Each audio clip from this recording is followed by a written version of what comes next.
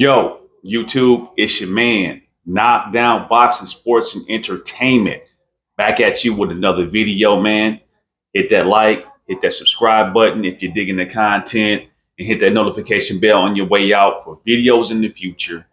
And share this joint, man. Help your brother out.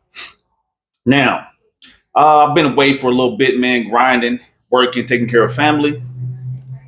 But I've been in the YouTube streets, peeping out videos.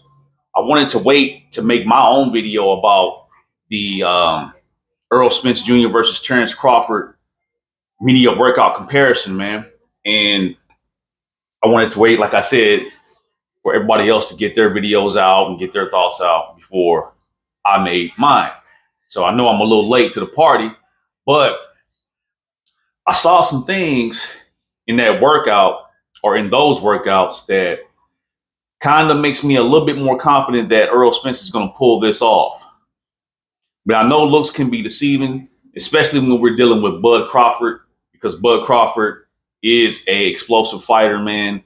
He has defined the odds and came up with wins, even though, a lot of people thought he was going to lose certain fights. So with that being said, now the game plan that I think Terence Crawford is going to implement, or at least one of the game plans he's going to implement on Errol Spence, is he's going to try to catch Errol Spence with a short, crisp right hook in the southpaw position.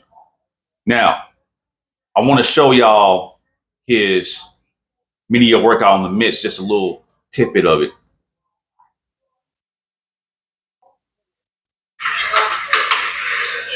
Now you see he's working on trying to catch Errol in between his shots. And the main punch he's looking to catch him with is that short, crisp right hook, like I said. And I already knew that he was going to do that. I knew that was going to be his game plan, because I think that is his best punch. It's his right uppercut in the southpaw position and the short, crisp right hook in the southpaw position.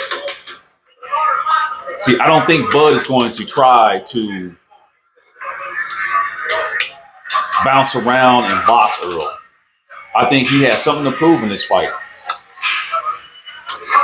I think he has something to prove. He hears the criticism. He hears people saying that he's too small. Earl's too big. Errol, is going to bulldoze, is going to break him, going to take his eye. So I think he's going to sit there in the pocket and trade with Errol. And that's what he's going to be looking to land on Errol. Now, he might try to sneak in an uppercut like he did on Benavidez, but I don't think Errol's going to be, defensively irresponsible as Benavidez was towards the end of the fight when he got caught with that huge uppercut and got dropped. See, just my opinion. I think Errol is too sharp like I said, too defensively responsible for him to get caught with that. But that doesn't mean that he won't get caught or that he can't get caught, because Bud is sneaky with that shot. He's sneaky with that crisp right hook. He's sneaky with that uppercut. So, but I mean, at the same time, I don't think I've ever seen him land that on another southpaw. So, I mean, that's going to be a challenge for him, I think. But like I said, with that being said, man, the media workout, man, I think he looks a little, it's just a workout, and it's towards the end of the training camp, so they're not really showing everything. They don't show everything in the fight or in the media workout. But just to me, man, I don't know if is his head all the way in this fight. Does he think he can win? Maybe I'm tripping. Maybe I'm just reading too much into it. Maybe that's the way he is. He's laser focused in, But anyway, moving on to Errol Spence. Now, on Errol Spence's side, I see a completely different type of dude, man. I see a dude that's determined to go in there and win, determined to go in there and break or try to break Bud Crawford. And what I see him and Derrick James working on is what normally does. That pressure, pressure bust pipes. That's the formula that's been working for them, and why change it? But I think they do have a backup plan just in case, you know, Terence Crawford and his side changes up and tries to box. See, and I'm gonna show y'all a tidbit of this or a little bit of this. See, Errol is working on staying right in front of Bud, no matter where he goes, keeping that jab on him. See, staying out of his range of his counter shots because Bud has long ass arms. So Bud, he needs some type of distance to counter with that, especially that right uppercut. Now the short right hook, maybe he needs mid range for that, but see, Errol is working on defense, high guard, watching the counters. And I wouldn't be surprised if we see Errol Spence counter Bud Crawford. That would be crazy if the counter puncher gets countered by the pressure fighter. That'll be insane, but these dudes are both, they locked in, man.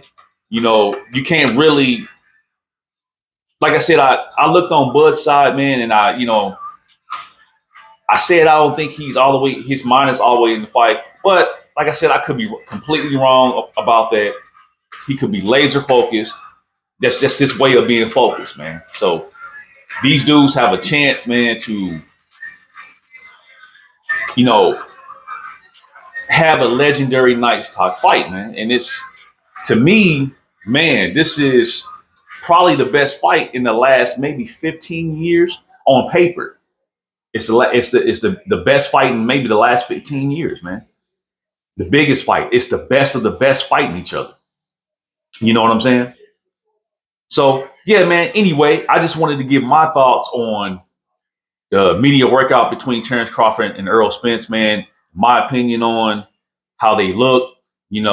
This doesn't necessarily mean that one guy's going to beat the other, but it gives us a perspective.